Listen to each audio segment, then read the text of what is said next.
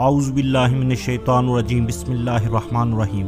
حضور اکرم صلی اللہ علیہ وآلہ وسلم نے ارشاد فرمایا، جب شعبان کے نصف کی رات آئے تو راتوں کو قیام کرو اور اس کے دن میں روزہ رکھو۔ اللہ تعالیٰ کا فرمان ہے، غروب شمس کے ساتھ ہی پہلے آسمان پر میرے اللہ آ جاتے ہیں۔ کوئی ہے مجھ سے بخشش مانگنے والا، میں اس کو بخش دوں گا۔ کوئی ہے مجھ سے رزق طلب کرنے والا، میں اس کو رزق دوں گا۔ کوئی ہے مصیبت میں پھنسا ہوا، میں اس کی مصیبت دور کر دوں گا۔ اللہ پاک پوری رات ارشاد فرماتا رہتا ہے حتیٰ کہ صبح ہو جاتی ہے، پر اللہ تعالیٰ کی پکار ساری رات اپنے بندوں کے لیے ہوتی ہے اور پوری رات اللہ تعالیٰ کی رحمت برستی رہتی ہے۔ اس شب کی رات میں اتنی برکتیں، اتنی رحمتیں، اور اللہ تعالیٰ نے اس کے بارے میں فرمایا کہ میں اس رات گناہ گاروں کو بخش دیتا ہوں۔ حضرت عائشہ صدیقہ رضی اللہ عنہا فرماتی ہیں، ایک دن میں نے دیکھا کہ حضور حجرے میں نہیں ہے، تو میں حضور کو تلاش کرنے کے لیے نکلی تو میں نے دیکھا کہ جنت البقیع کی طرف، آسمان کی طرف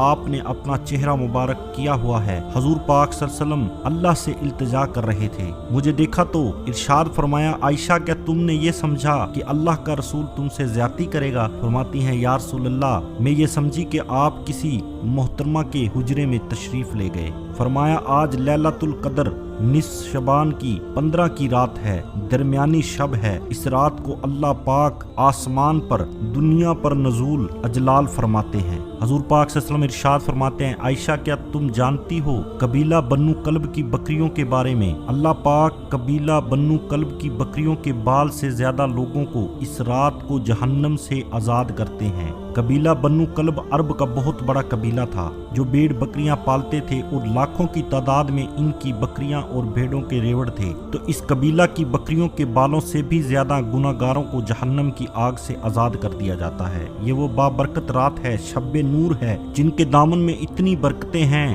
کہ کوئی محروم نہیں رہ سکتا۔ صرف وہ بدنصیب لوگ جو شرک میں مبتلا ہیں، جو کینہ پرور ہیں، قاتل ہیں، عادی شرابی ہیں، بدکار ہیں، انہیں اس مبارک رات میں محروم رکھا جاتا ہے۔ ورنہ اللہ پاک کی رحمتوں کا عموم اس بابرکت راتوں کو اس قدر ہوتا ہے کہ کوئی گناہ گار جو اس کے حضور آ جائے تو اللہ، کوئی بھی بندہ اس رات کو اللہ کے سامنے دعا کرتا ہے، ہاتھ اٹھا کر معافی مانگتا ہے، تو اللہ پاک کا فرمان ہے کہ جس آدمی کے گناہ اتنے زیادہ ہو کہ زمین اور آسمان کے درمیان جتنی بھی جگہ ہے وہ ساری کی ساری بھر جائے، سمندر کے اندر جتنا پانی ہے اس کے جتنے قطرے ہیں ان قطروں جتنے، اور زمین آسمان کے اندر جتنی مٹی ہے اس کے جتنے ذرات ہیں، اتنے سارے گناہ لے کر میرا بندہ اگر میرے پاس آ جائے اور کہہ دے کہ یا اللہ میری توبہ، میں سارے کے سارے معاف فرما دیتا۔ اس رات کو اللہ پاک کسی کو محروم نہیں رکھتا، اللہ پاک سب گناہ گاروں کو جہنم کی آگ سے آزاد کر دیتا ہے۔ ایک روایات میں آتا ہے کہ اللہ پاک لیلۃ القدر کی نصف شعبان کی 15ویں رات کو پہلے آسمان پر آ جاتے ہیں، میں اس کی جھولیاں بھر دوں گا۔ کوئی مغفرت طلب کرنے والا ہے، میں اس کی مغفرت کر دوں گا۔ ہے کوئی فلاں چیز مانگنے والا، ہے کوئی فلاں چیز مانگنے والا، میں سب کچھ اس کو نواز دوں گا۔ اس کی رحمتیں آواز دیتی ہیں، اور آواز غروب آفتاب سے لے کر طلوع فجر تک مسلسل۔ حضور پاک صلی اللہ علیہ وآلہ وسلم نے ارشاد فرمایا، ایک شخص صبح سے لے کر ظہر تک مزدوری کرتا ہے، اس کو ایک رات ملتا ہے، اور ایک شخص ظہر سے لے کر عصر تک مزدوری کرتا ہے، اس کا وقت تھوڑا ہوتا ہے لیکن اس کو بھی ایک رات ملتا ہے۔ تیسرا شخص عصر سے لے کر مغرب تک مزدوری کرتا ہے، اس کو 2 رات ملتے ہیں، جبکہ اس کا وقت دونوں سے کم ہوتا ہے۔ فرمایا، پہلی مثال یہود کی ہے، دوسری مثال نصرہ کی ہے، اور تیسری مثال میری امت کی ہے۔ اس کو تھوڑے عمل پر زیادہ ثواب ملتا ہے، تو یہود اور نصرہ نے اس پر برا منایا، تو حضور پاک صلی اللہ علیہ وآلہ وسلم نے ارشاد فرمایا کہ اللہ ان کے اجر میں تو کمی نہیں کی لیکن مسلمانوں کو زیادہ اجر دے دیا، یہ اس کی